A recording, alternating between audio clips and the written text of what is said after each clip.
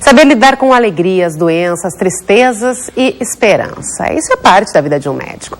A universidade prepara o conhecimento do profissional, mas a empatia e o carinho com os pacientes, bom, isso é característica de cada um deles. Uma série de relatos reais vivenciados na trajetória do médico oncologista Gilberto Schwartzman faz parte do livro Frederico e Outras Histórias de Afeto. Olha só, está aqui na minha mão, onde o Dr. Gilberto narra episódios de confiança, cumplicidade e afeto. E é justamente ele que está aqui conosco essa noite para falar com a gente. Dr. Gilberto, seja muito bem-vindo, boa noite. Eu que agradeço o convite. Bom, eu tava conversando com ele que no intervalo estava falando que eu li algumas dessas histórias e eu fiz uma pergunta um tanto indiscreta, né? Porque, doutor, foi o senhor mesmo que escreveu essas histórias, porque podia ter contado para alguém e alguém ter escrito. Mas é o seu texto mesmo aqui. Claro, né? Claro. Colocado. Quanto tempo para fazer isso? O senhor ia guardando história por história? Não. Eu tinha essas histórias todas registradas na minha memória e eu tinha vontade de escrever. E nos últimos 6, 8 meses me deu uma vontade de fazer isso. A gente vai ficando mais maduro. O que deu esse start? Eu tive vontade de contar. Eu achei que são coisas que representam a minha trajetória, mas são experiências que eu acho que podem ser usadas pelos mais jovens, eu não sei. Como eu dou aula na faculdade, eu acho que é a construção de uma história de uma pessoa, com as suas fragilidades, com as suas dificuldades, não é? Hoje em dia a gente está num momento que se discute muito o papel do médico, né? Claro. A piada lá que tá rolando, né? Que todo mundo está dizendo, tudo é virose, o médico não escuta mais o paciente. Aqui vem um outro lado, né? O outro lado também no qual o médico tem que também filtrar um pouco, porque senão cada história de vida acaba fazendo com que o médico sofra também. Quantos pacientes o médico tem todos os dias, né? Mas eu acho que é impossível o médico ficar numa neutralidade de uma pena. Isso não existe. O médico tem que saber modular as suas emoções, mas não pode fugir delas. Eu acho que a medicina tem essa parte, né? Esse componente de tentar se colocar na posição do outro, entender a situação que o outro está vivendo e ser capaz de ajudar ao mesmo tempo, né? Manter a serenidade. Qual é o limite dessa entrega ao sentimento, à dor da família, doutor? Eu acho que nós temos que ser várias coisas, tem vários papéis envolvidos. Tem que ser aquela pessoa que guarda segredos, tem que ser aquela pessoa que é vista como quem vai cuidar bem daquele indivíduo, não é?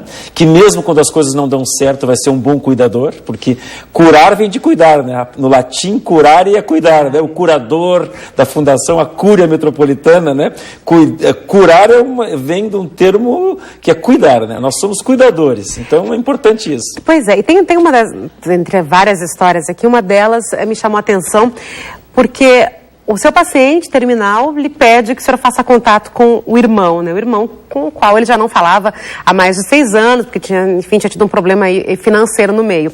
E o senhor vai lá, pega o telefone desse irmão e faz esse contato. Aí já está fazendo quase um papel também de amigo desse paciente. É porque essas coisas se confundem, não é? Claro. Eu acho que eu sempre falo para os alunos assim na faculdade de medicina que eles são pessoas. E são médicos. Ninguém é um médico e é outra coisa depois, não é? E a gente tem que usar aqueles recursos que se tem normalmente nas relações para ser a melhor pessoa possível. Eu acho que uma posição muito rígida disso, eu faço, se eu não faço, não funciona com gente, não é?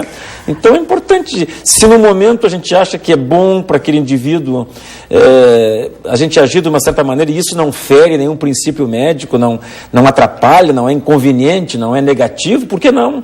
Tem uma dúvida sempre que as pessoas ficam, né? Dizer ou não dizer para o paciente que a doença é terminal, e tem aquele momento que o médico sabe, né? Você não vai, não temos o que fazer. Dizer ou não dizer, e quando e como dizer, doutor? Isso não tem uma regra única. Como é que é com os amigos? A gente, às vezes, diz as coisas de um jeito porque acha que naquele momento aquele amigo vai poder receber aquela informação. Às vezes a gente olha e diz assim, puxa, eu gosto dele, isso ele não vai receber bem, ele não está em condições. Então a gente tem que modular o afeto da gente em relação ao afeto da outra pessoa. Isso não é uma regra de médico com paciente, é uma regra de indivíduos com indivíduos. A gente se relaciona com as pessoas, não é? E usa o amor, usa o bom senso, usa empatia, os limites, não é? A empatia, se colocar no lugar do outro. Tem uma velhinha, por exemplo, que a gente que tem um câncer avançado e ela não consegue nem dizer aquela palavra quando conversa com a gente, fala aquela doença, né? Não tem umas vovós que não dizem a palavra câncer? Muita gente jovem então, não consegue dizer. Não tem por que a gente impor palavras que sejam pesadas se a pessoa tem uma noção clara do que a gente está falando, não é? Então eu acho que tem que se analisar. Essa é a arte da medicina. O que aquela pessoa está em condições de ouvir naquele momento? Claro que tudo tem limite do bom senso. Uma informação que às vezes possa ser crucial para uma família, que vai ter consequências, de alguma maneira ela tem que ser dita.